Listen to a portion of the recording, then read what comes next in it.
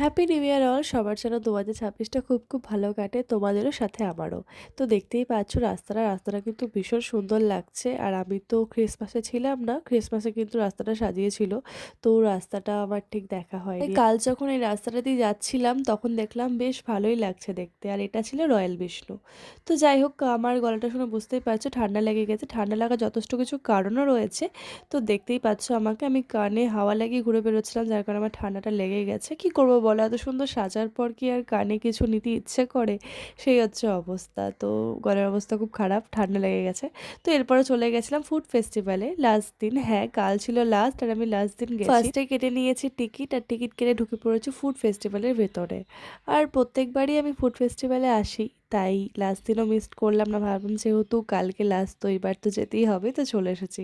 আর প্রথমে গিয়েই আমার যেটা চোখে পড়েছে সেটা হচ্ছে ইয়াররিং। আমার কিন্তু ইয়াররিং ভীষণ ভালো লাগে। যখন দেখলাম ইয়াররিংয়ের দোকান বসেছে, আমি সেখানে আগেই দৌড়ে গিয়ে চলে গেছি। তো সেখান থেকে আমি একটা ইয়াররিং নিয়ে নিয়েছিলাম, আর এরপরে চলে গেছিলাম ফার্স্ট কাজ যেটা আমার কৃষ্ণদার সাথে দেখা করা। তো হ্যাঁ, কৃষ্ণদার দোকানে তো আমি মাঝের মধ্যে যাই, আগে একটু বেশি যেতাম, এখন একটু কম যাই, যাওয়া হয় না খুব একটা। তো কৃষ্ণদার দোকানেও গেছিলাম প্রথমেই। তো সেখানে গিয়ে আমি বললাম, হাতের তো সব চাই স্পেশাল, তাই তোমার যেটা স্পেশাল মনে হবে সেটাই আমাকে দাও। তো কৃষ্ণদা আমাকে দিয়েছিল হচ্ছে যে বাটার মালাই টি, যেটা খেতে ভীষণই টেস্টি ছিল, সত্যি বলছি খুব ভালো ছিল। আর আমার বোন নিয়েছিল প্লেন একটা চা, যেটা ছিল পথের পাঁচালী।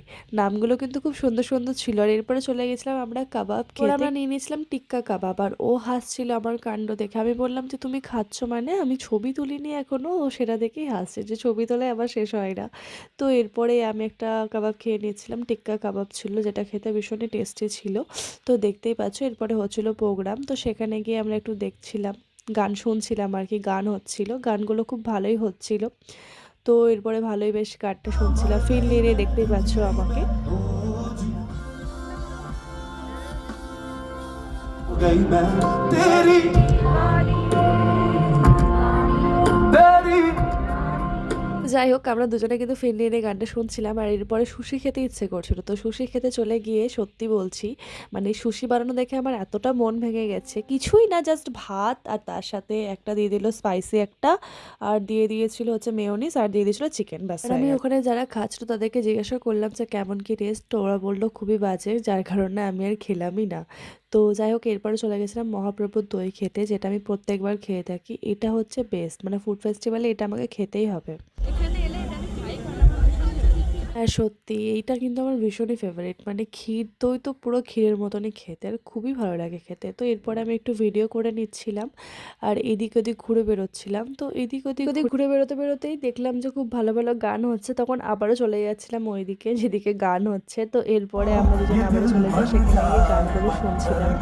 ना इसमें कोलम पे हाँ इश्क पे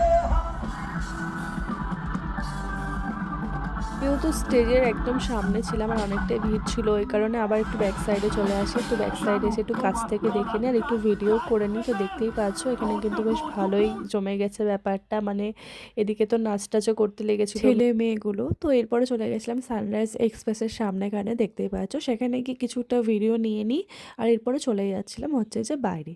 তো হ্যাঁ, এই ছিল এইবারের ফুড ফেস্টিভ্যাল। আমি কিন্তু দইও নিয়ে নিয়েছিলাম দুটো। ভিডিওটা কেমন লাগলো কমেন্ট করে অবশ্যই জানাবে। এই ছিল ভিডিও, টাটা বাই বাই।